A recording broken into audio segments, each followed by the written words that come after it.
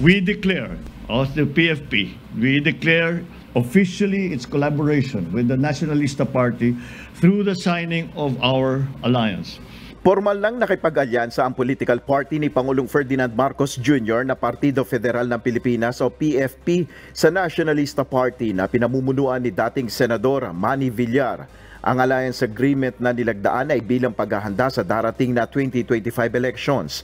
Para sa mga opisyal ng dalawang partido, mahalaga ang alyansa na ito sa isinusulong na polisiya ng Administrasyong Marcos na pagkakaisa.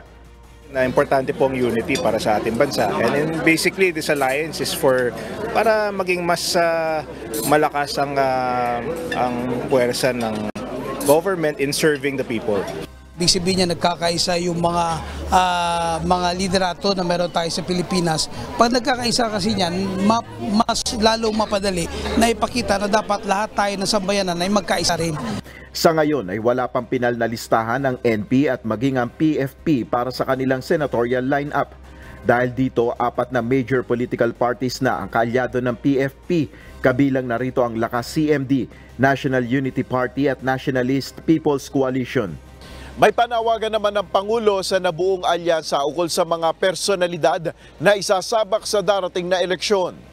At ngayon ay paghandaan na natin na mailagay natin, matulungan natin ang mga kilala natin na talagang iniisip lamang ay hindi ang politika, hindi ang partido, hindi ang sarili, kung hindi ang ating minamahal na Pilipinas. Dagdag ng Pangulo, sa paparating na midterm elections, dapat matiyak na ang mga mananalo sa eleksyon ay mga leader na nauunawaan kung papaano isasantabi ang mga personal na pagkakaiba. Nel Maribuhok, UNTV News and Rescue, Diyos ang aming sandigan, serbisyo publiko ang aming pinahalagahan.